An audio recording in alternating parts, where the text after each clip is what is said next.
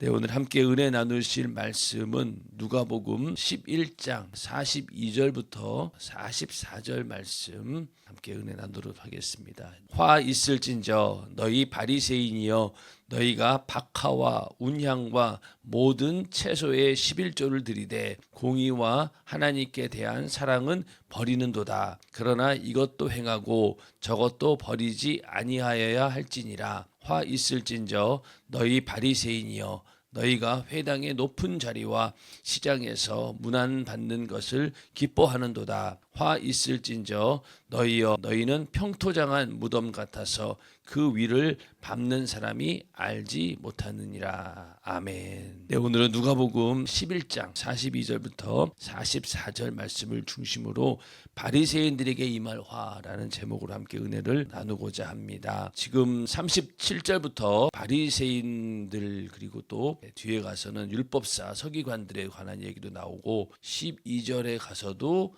역시 바리새인들의 외식을 경계하라 이런 내용이 계속 나옵니다. 어제도 말씀을 드렸지만은 성경에 이 바리새인에 관한 이야기들이 굉장히 많이 나옵니다. 그래서 우리가 성경 읽을 때마다 아이고 바리새인들 참 하나님의 은혜에서 벗어난 자들이구나. 또 하나님의 뜻을 저버리는 안타까운 마음으로 우리가 바라보고 있지만은 성경에 이렇게 많은 분량을 할애해서 기록해 놓으신 것은 오늘날 성경을 읽는 나에게도 그런 모습이 있다라는 사실을 알고 우리도 이 말씀을 그냥 바리새인들에게 듣는 이야기가 아니라 바로 내가 듣는 하나님 말씀으로 듣고 깨닫고 또 회개하고 그런 시간 되기를 주님의 이름으로 축원합니다. 예수님께서 어떤 바리새인이 점심 식사에 초대를 했고 거기에 가서 식사하기 위해서 앉으셨는데 예수님이 손을 씻지 않으신 거예요. 그랬더니 그걸 굉장히 이상하게 여겼고 그랬더니 예수님께서 너희 바리새인은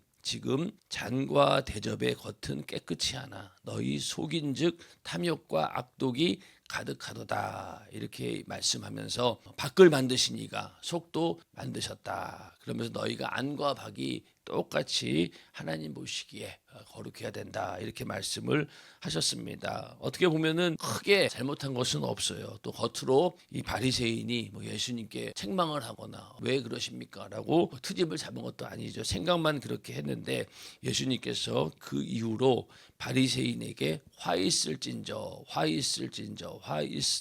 이러면서 3번 책망을 하시고 또 45절 이후에 가서 율법사들에게 또 화 있을진저 이러면서 또 이렇게 3번 경고를 하고 있습니다. 그래서 이 마태복음 23장에도 보면은 이 바리새인과 서기관들을 향해서 7가지 화를 선언합니다. 이렇게 바리새인에 대해서 강력하게 말씀하고 있는 것은 이 바리새인들이 어떻게 하면은 회개하고 돌아오기를 간절히 바라는 마음으로 이렇게 강하게 책망을 해서라도 어떻게 보면은 화 있을진저 이러니까 예수님께서 마치 그 저주를 퍼붓는 것처럼 그런 모습이지만은 그 이면에는 그들의 영혼들을 사랑하고 이 바리새인과 서기관들 정말로 돌아오기 힘든 그런 완악한 마음을 가진 자들 나름대로 하나님을 잘 섬기고 있다라고 착각하는 그들에게 어떻게든 회개하고 돌아오기를 간절히 바라는 마음으로 예수님께서는 이렇게 책망을 하고 있습니다. 그래서 우리가 신앙생활 하면서도 하나님 말씀을 들을 때 우리의 귀에 듣기 좋은 말씀만 들으려고 하는 그런 경향이 있죠. 그래서 이 말씀이 나에게 주어지는 말씀이다라는 걸 가만히 보면은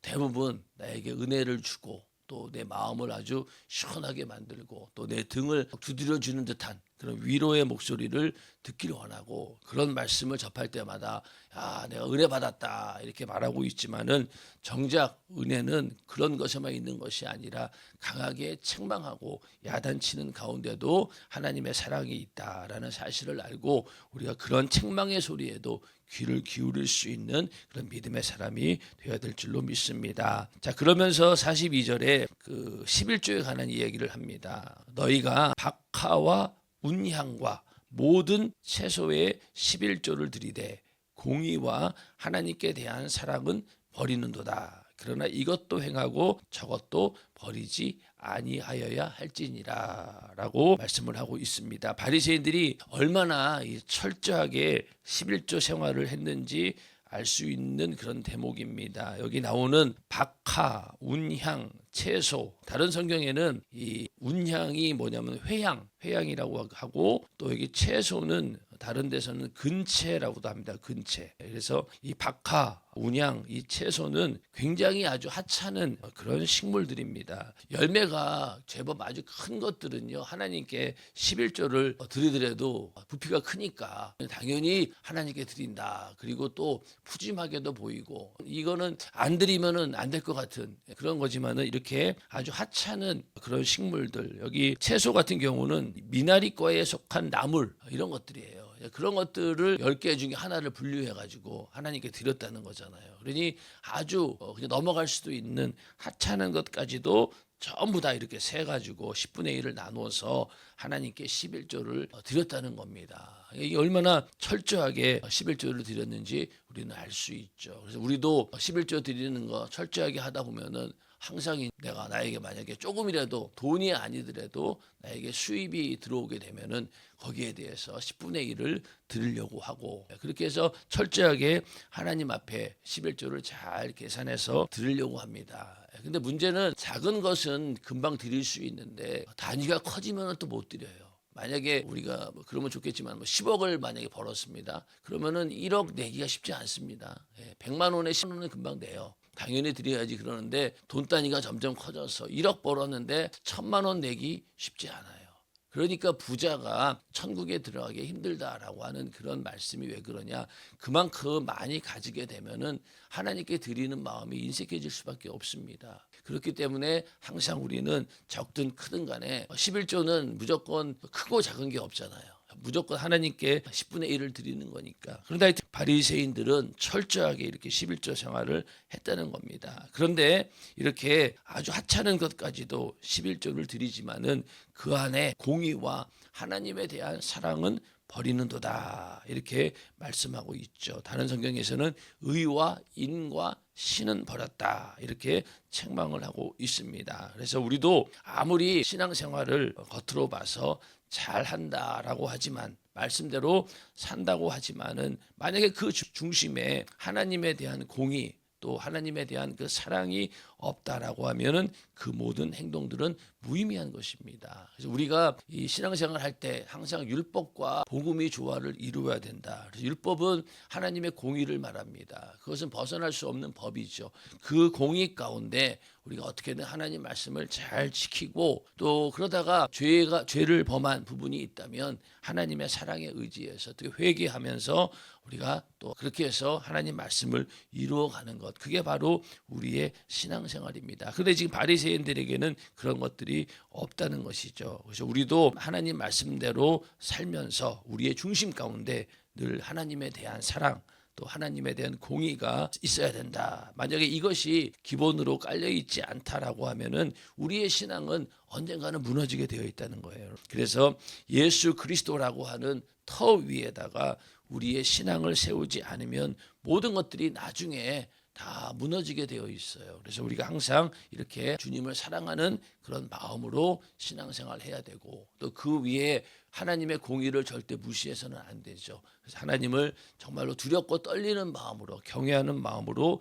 하나님을 섬긴다라고 해서 공의와 그 사랑을 다 갖추고 우리는 신앙생활을 해야 됩니다. 그래서 예수님께서도 그러나 이것도 행하고 저것도 버리지 아니하여야 할지니라, 이렇게 말씀하고 있는데, 예수님께서 야 그냥 이렇게 뭐 하찮은 것들은 11조 안 드려도 괜찮아, 이렇게 얘기한 것이 아니죠. 만약에 그렇게 얘기했다라고 하면은 예수님께서는 율법을 폐기한 자, 율법을 폐한 자가 되는 것입니다. 그런데 예수님께서 말씀하시기를 내가 율법을 폐하러 온 것이 아니라 오히려 완성하러 왔다. 율법을 온전케 하러 왔다, 이렇게 말씀하셨습니다. 그러므로 철저하게 11조 생활을 하되, 그러면서 동시에 그 가운데 하나님에 대한 공의, 또 하나님에 대한 사랑, 이것도 함께 있어야 된다. 두 가지를 다 갖추어야 된다는 겁니다. 그러니까 바리새인들이, 이렇게 서기관들이 겉으로 보였을 때 외식하는 것처럼 보이지만은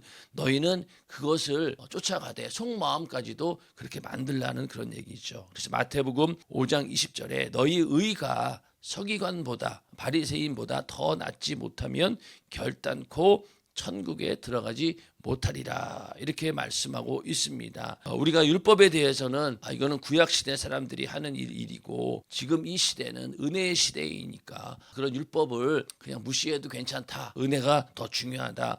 이렇게 해서는 안 된다는 겁니다. 율법을 무시해서도 안 되고 또 그 율법을 지키지 못한 우리 인간의 죄를 담당하고 십자가에 달려 죽으시고 부활하신 하나님의 그 사랑 그것도 무시해서는 안 된다는 거죠. 그래서 그 두 가지를 다 갖추어서 행해야 된다. 그러니까 오늘날 우리가 하는 모든 신앙생활의 행위는 이 바리새인들처럼 내가 율법을 잘 지켜서 의로워지겠다라고 하는 그런 의도가 아니라 내가 받은 그 은혜와 사랑에 감사하는 마음으로 우리가 표현하는 것이 바로 신앙생활의 행위입니다. 그래서 감사하는 마음으로 우리가 하나님의 율법을 잘 지켜야 된다는 것이죠. 똑같은 율법이지만은 그 속 내용이 다릅니다. 우리가 오히려 더 큰 은혜를 받은 자들이기 때문에 더 하나님께 예의 범절을 갖추어서 하나님을 잘 섬겨야 됩니다. 세상에 살면서도 예법이라는 것이 있잖아요. 윗사람들에게 해야 되는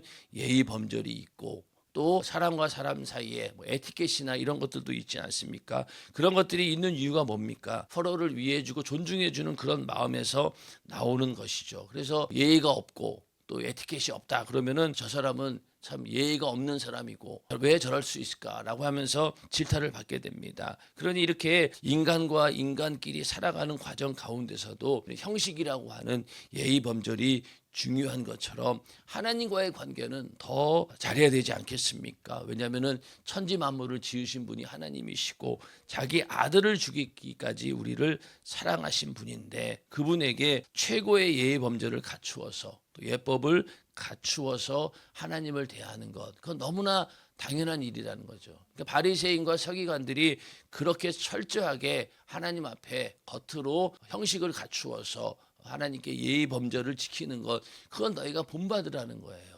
그런데 더 중요한 건 뭐냐? 그 안에 정말로 주님을 사랑하는 마음으로 하나님을 존경하고 경외하는 마음으로 그렇게 율법의 행동을 해야 된다는 것이죠. 그래서 오늘날 우리들은 이 바리새인들과 서기관들보다 훨씬 더 큰 의가 있어야 된다. 왜냐? 우리는 그들보다 더 큰 은혜를 받았기 때문입니다. 인정하시면 아멘 하시기 바랍니다. 그러니 우리는 하나님께 대한 더 큰 사랑과 더 하나님의 공의를 정말로 지지하고 인정하면서 하나님 말씀대로 살아야 된다. 그런 분명한 믿음을 가지고 하나님의 공의와 사랑도 놓치지 않고 또 하나님을 경외하는 그런 마음도 놓치지 않는 그렇게 해서 신앙생활하는 우리 모두가 되기를 주님의 이름으로 축원합니다. 그러면서 이제 두 번째는 또 어떤 얘기를 하고 있냐면은 43절에 화 있을진저 너희 바리새인이여 너희가 회당의 높은 자리와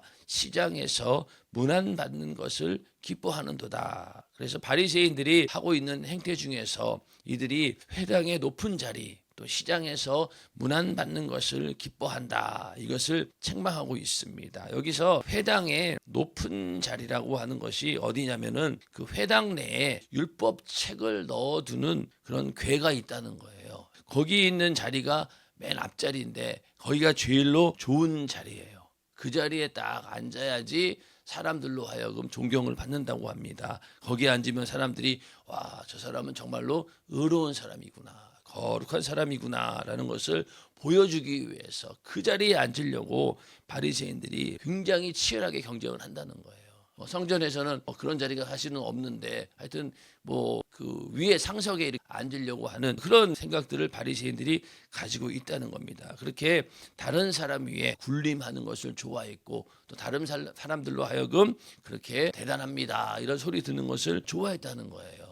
그래서 오늘날 우리 교회 내에서도 남을 가르치는 그런 자리에 있다라고 하는 것이 한편으로는 하나님께서 정말로 주신 좋은 직분이고 참 감사한 일이지만은 한편으로 위험한 이유가 바로 교만한 자리가 될 수 있기 때문에 그렇죠. 그리고 명예욕에 사로잡힐 수 있다는 겁니다. 그래서 하나님 말씀하시기를 너희가 선생 되려고 하지 마라. 그러니까 우리가 하나님 말씀을 가르치고 그런 것들이 내가 스승이 되어서 제자를 가르치는 것이 아닙니다. 왜냐하면은 오직 선생님은 예수밖에 없어요.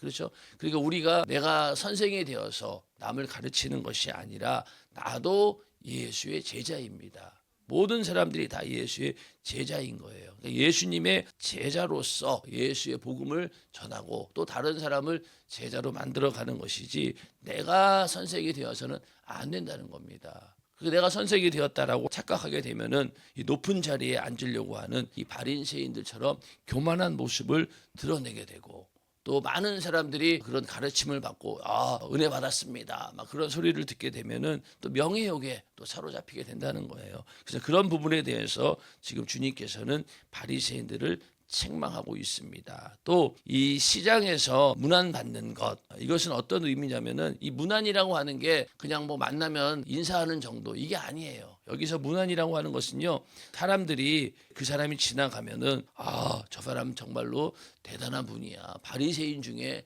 정말 바리새인이고 지금까지 하나님 율법을 철저하게 지킨 대단한 사람이야. 이러면서 그 사람이 지나갈 때마다 막 수근수근 거리는 것, 그것을 은근히 좋아한다는 거예요.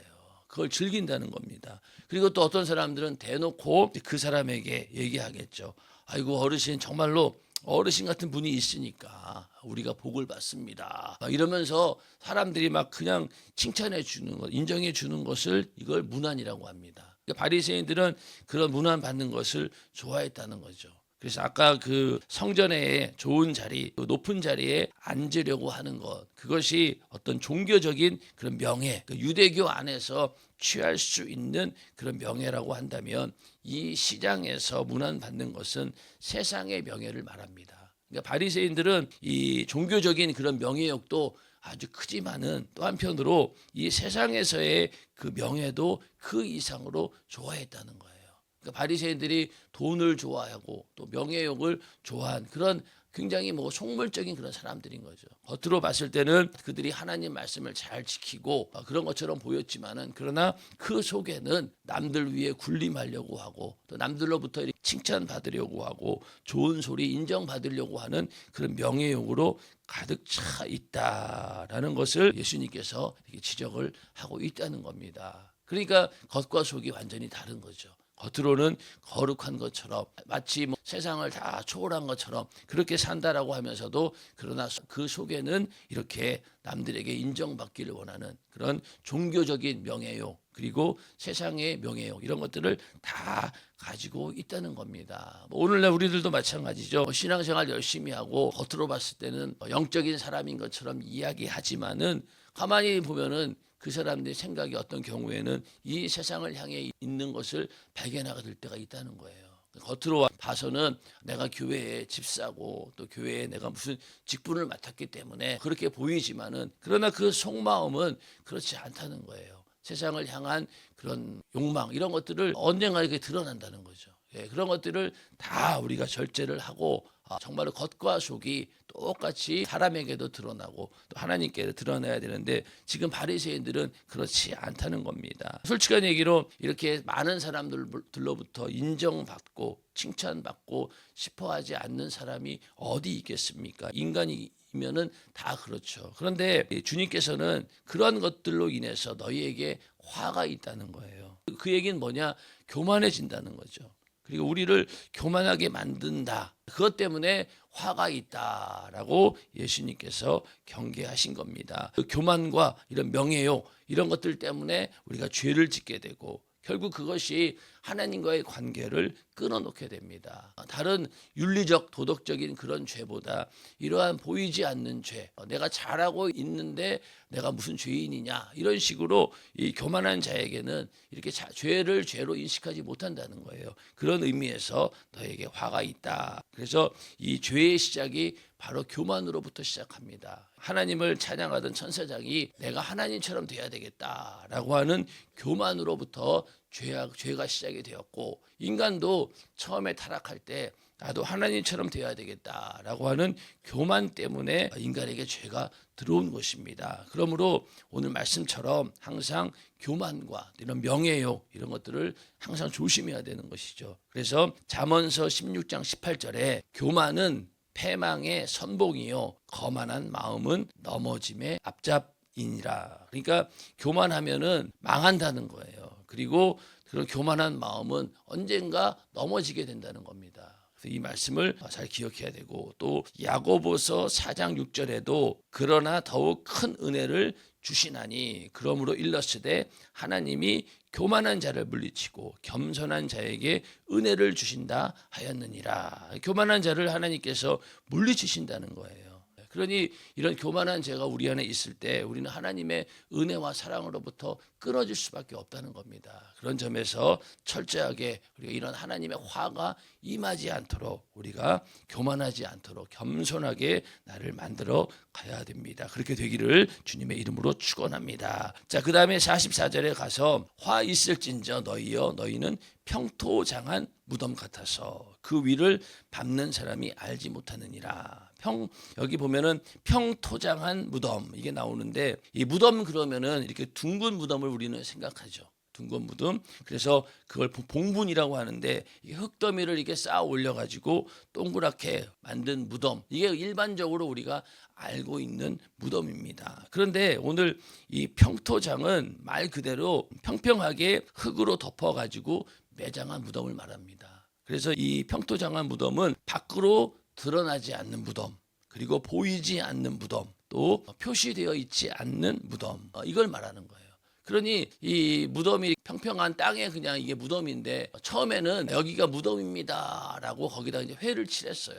구분을 해놨어요. 그런데 점점 세월이 지나면서 그게 없어져 버린 거예요.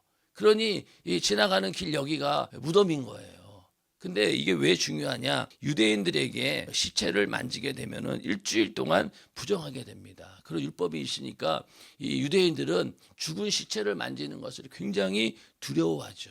그러니까 괜히 무덤을 지나가다가 그 안에 있는 뼈나 이런 죽은 시체를 만지게 되면 부정하니까 항상 경계하고 다녔던 거예요. 그런데 이 평토장한 무덤은 보이지가 않으니까 나도 모르게 시체와 접촉할 수 있다는 겁니다. 그러니까 이 평토장한 무덤 이렇게 말씀하신 이유는 겉으로 봐가지고는 모른다는 거예요. 바리새인들을 평토장한 무덤이라고 얘기했다는 것은 겉으로 봐가지고는 너희가 분간이 안 된다는 거예요. 겉으로 봤을 때는 멀쩡하게 보이고 그냥 길로 보이지만은 그 밑에는 이렇게 썩은 그런 시체 이런 것들이 있다는 겁니다. 그런 것처럼 바리새인들도 겉으로 봤을 때 그들의 행동을 봐가지고는 전혀 너희가 분간할 수 없다는 거예요. 그런데 만약에 그 겉으로 하는 행동만 바라보고 쫓아갔다가는 결국 너희가 망한다는 겁니다. 바리새인들을 쫓아가면은 결국 그 영혼이 망하는 거예요. 그런데 그들을 그래서 예수님께서 그들을 쫓아가기는 쫓아가되 그들이 가르치는 그 말의 내용은 너희가 받아들여라. 그러나 그 속에 있는 마음, 행동 그것은 본받지 말아라. 이렇게 말씀을 하고 있습니다. 그래서 이 평토장한 무덤 이것은 우리 안에 있는 죄를 계속 은폐시키는 걸 말하는 거예요. 보이지 않도록 완전히 은폐시키는 걸 말하는 것이고, 이 마태복음에서는 이 평토장한 무덤이라고 하지 않고 회칠한 무덤이라고 똑같이 얘기를 합니다. 이 회칠한 무덤은 뭡니까? 겉으로 자기 자신을 의로운 자인 것처럼 거룩한 자인 것처럼 포장한다라는 그런 의미예요. 회칠한 무덤은 포장한다. 겉으로 잘 보이기 위해서 포장한다는 의미이고, 오늘 이 누가복음에 나오는 이 평토장한 무덤은 바로 죄를 완전히 은폐시키고 있다라는 것을 말하고 있습니다. 겉으로 봐가지고는 그 속에 있는 죄를 발견할 수 없다는 거예요. 오늘날 우리도 마찬가지입니다. 우리도 이 신앙의 연조가 길어지면 길어질수록 하나님의 은혜를 더 많이 받는 것도 있지만은 부정적인 면으로 봤을 때는 죄에 대한 은폐의 기술도 늘어납니다. 죄를 감추는데 아주 기술적으로 능하게 되죠. 그러니까 이 바리새인들처럼 이 외식이 생긴다는 거예요. 그래서 어떤 경우에는 교회에 와서 예배도 잘 드리고 또 신앙생활도 잘 하는 것처럼 보이지만은 그 속은 오늘 예수님께서 지적하신 것처럼 이 바리새인들처럼 완전히 썩어서 그 안에 불의와 죄악이 가득한 채로 그냥 겉모습만 교회에 와서 앉아있는 그런 사람들도 많이 있다는 거예요. 그 사람들도 한때는 정말로 주님을 사랑하는 마음으로 예배도 드렸고 주님 사랑하는 마음으로 충성도 하고 신앙생활을 했습니다. 그런데 세월이 지나면서 점점 겉모습만 화려해지고 겉모습으로는 집사 직분, 뭐 권사 직분, 장로 직분, 다 뭐 목사 직분 다 받아 그렇게 주님으로부터 직분을 받았어요. 그런데 그 속마음은 더 이렇게 부패해져 가고 더 욕심으로 가득하게 되고 이 바리새인들의 모습처럼 그렇게 되어 가고 있다는 겁니다. 그리고 점점 그런 것들을 남들에게 드러내지 않고 겉모습만 보일 수 있도록 그런 기술들이 점점 늘어난다는 거예요. 그러니 겉으로 봐서는 전혀 몰라요. 그런데 막상 그런 사람들의 가정에 신방을 해보면은 그들이 아무리 감추려고 해도 은연중에 그런 것들이 보입니다. 그러니까 그 당사자들은 더 잘 알겠죠. 그래서 우리에게도 항상 그러한 모습들이 있다는 사실을 우리가 알고 이렇게 늘 죄를 은폐시키려고 하고 또 그 죄를 드러내지 않고 겉으로 포장하려고 하는 그런 근성들이 우리에게 있다라고 하는 사실을 우리가 알고 우리는 절대로 그런 모습으로 만들어져서는 안 됩니다. 그래서 어제도 말씀하셨고 오늘도 말씀하신 것처럼 겉과 속이 똑같아야 되는 거예요. 겉으로도 바리새인들의 의처럼 정말로 바리새인의 의보다 더 큰 의가 있어야 되고 속마음도 하나님의 공의와 또 그 사랑이 내 안에 있을 때 그랬을 때 하나님께서 우리를 인정해 주시고 또 우리의 신앙생활이 의미가 있는 것이지 만약에 형식만 남아있다라고 하면은 이것은 하나님께서 정말로 싫어하시는 바고 여기 나오는 바리새인들과 다를 바가 없다는 거예요. 그래서 바리새인에 대한 이야기가 신약성경에 이렇게 많이 나오는 이유는 오늘날 우리도 이러한 죄를 범할 수 있다는 거예요. 그래서 우리가 40일 그리고 10일 작정 기도회가 올해로 16년째입니다. 저는 16년 동안 한 것 같아요 벌써. 그런데도 여전히 내 안에 오히려 시간이 지나면 지날수록 그냥 그 분위기에 적응 잘하고 그냥 기도할 때 앉아있는 건 잘합니다. 그러나 과연 내 속 안에 정말로 처음에 내가 기도할 때처럼 16년 전에 그렇게 기도할 때와 지금하고 얼마나 달라져 있는지 그것을 발견할 때마다 깜짝깜짝 놀라죠. 아, 내가 많이 타락하고 있구나. 그런 것처럼 우리의 신앙의 연조가 깊어지고 깊어지면 깊어질수록 우리는 더 철저하게 겉과 속이 다르지 않도록 우리를 잘 분별해서 내 안에 정말 하나님이 원하시는 것들로 꽉 채워 넣어야 됩니다. 안 그러면은 오늘 말씀처럼 평토장한 무덤, 회칠한 무덤처럼 겉만 번지르르한 거예요. 그러나 이 땅에서 그냥 하나님의 직분 맡아서 내가 권사요, 장로요, 목사요 이랬지만은 나중에 심판대 앞에 가서는 이게 다 드러날 거 아니에요. 하나님이 그걸 모르시겠냐고요. 그랬을 때 우리가 어떡할 겁니까? 그러니 우리는 그러한 겉만 번지르르한 그런 모습을 다 내려놓고 내 안에 먼저 주님을 향한 진실된 그 사랑이 있는지 그 사랑과 은혜를 토대로 내가 신앙생활을 하고 있다라고 하는 사실을 분명히 우리가 확증하면서 매일매일 우리를 이렇게 뜯어 고쳐야 됩니다.